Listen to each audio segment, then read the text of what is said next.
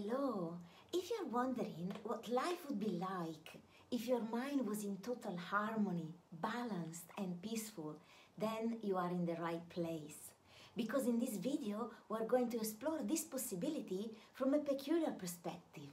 We're going to look at what people say when they come back from a near-death experience. And if you would like to experience the joy of having a mind which is balanced and peaceful, don't forget to get my free video course on how to free yourself from worry and overthinking and harmonize your mind. The link to this free course is in the pinned comment below this video. My name is Paola and I help awakening individuals to get out of their mind and into their heart so that they can align to their true self, their purpose and their joy. And if you would like to be notified when I make a new video, then don't forget to subscribe to this channel and also click the bell button. I have been intrigued lately by what people say when they come back from a near-death experience. In this video, I'm going to talk about the implications of what these people say, both from the metaphysical perspective and from the physical perspective. In other words, I believe there are implications for us and for our life, whether it is true that there is life after death, or whether these phenomena are just due to something that happens in the biochemistry of our brain just before death. What I'm interested in is applying what we learn from these stories to our life, for our joy, for our balance, and for our well-being. And at the end of the video, I will also look at the metaphysical implications for those of you who may be interested. One of the things that really intrigues me is that many people who go through a near-death experience describe a sensation of relief from pain and fear, as if they were no longer even capable of perceiving pain or fear. They also describe a light, as well as an overwhelming feeling of love and support all around them. They feel loved, supported and safe, and they feel a natural feeling of love emerging from their heart and overflowing from their heart and being directed to everything that surrounds them. In other words, they feel immersed in a light that feels like love, and they are also aware of themselves as the source of this love. They also describe that they feel peace at the thought of dying, absolute joy and peace. Of course, human language is limited in describing such experiences, and many of these people say that there are no words to describe the depth of what they were feeling. They also often say that when they come back into the body, sometimes after being told that it wasn't their time yet, they feel almost a disappointment and the sensation of being constrained within a body which feels too narrow for the big, vast being that they experience themselves to actually be. This is so fascinating, and it's very interesting that one person, who also happened to be a neuroscientist, described the sensation of being completely free from fear and pain as if she no longer had a reptilian brain. As you may know, this is the most ancient part of our brain, the part that is responsible for our physical survival and our basic instincts. It is the part that is activated when our life is in danger, when we need to run from fire or a predator, for example. And when this happens, our sympathetic nervous system gets activated and all our senses are heightened, adrenaline gets pumped into the bloodstream, and we become stronger, able to run faster, to react faster in order to save our life. But when the danger is gone, we then come back to normal and our parasympathetic nervous system becomes active.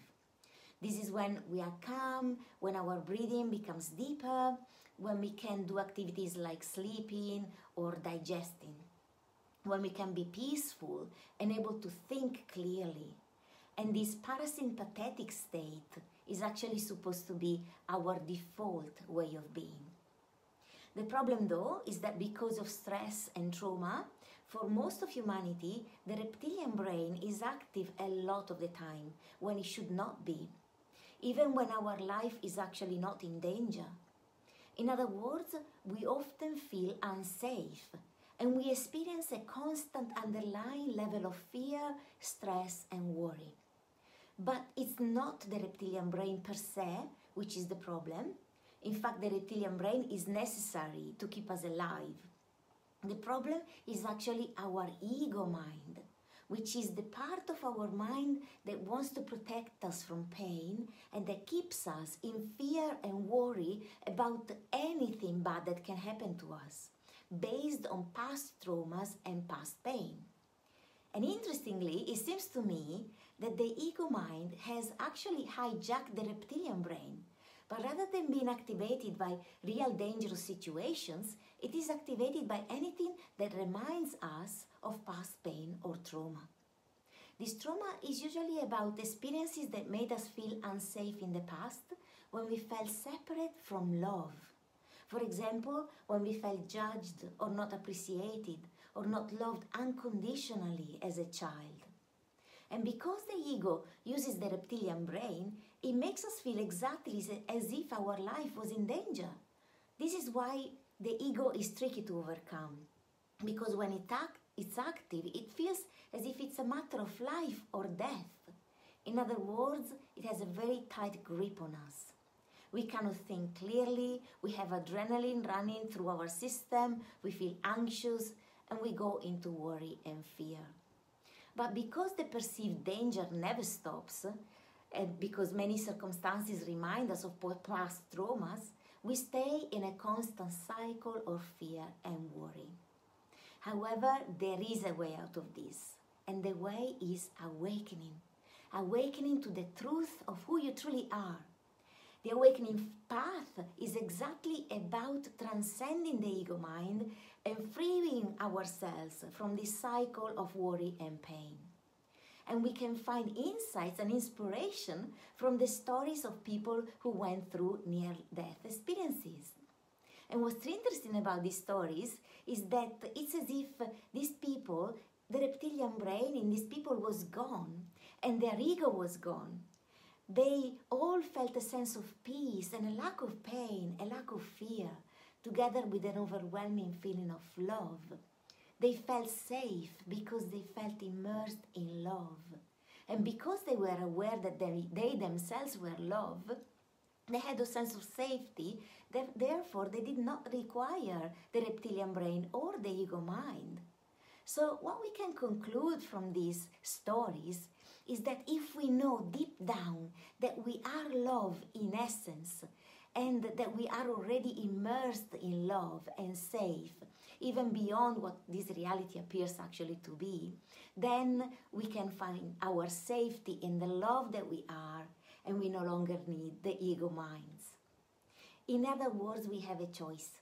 Either we live in order to feel safe and to try and protect us from pain, and as a result of past traumas, and in this case, we definitely need the ego mind to try and protect us. Or we live in order to be our authentic selves, discover who we truly are, shine our light. And we can do so when we recognize that we actually are already safe because we are love. And the ego mind becomes really redundant. And we can enjoy the gift of a fully harmonized mind. A mind which is peaceful and clear and ready to assist us rather than keeping us in pain and fear. And now for the metaphysical interpretation of these stories. Let's say that it's true that what these people recall is actually what happens when we leave our body. According to these stories, we become free from the constraint of the physical body and free from the reptilian brain and the ego mind, because we no longer need either. The reptilian brain was there only to ensure our physical survival. And of course, it would dissolve upon death because we are actually immortal beings. The ego mind is also dissolved because the veil of illusion that we experience in this place, in this reality, is gone. And we recognize that everything, including ourselves, is love.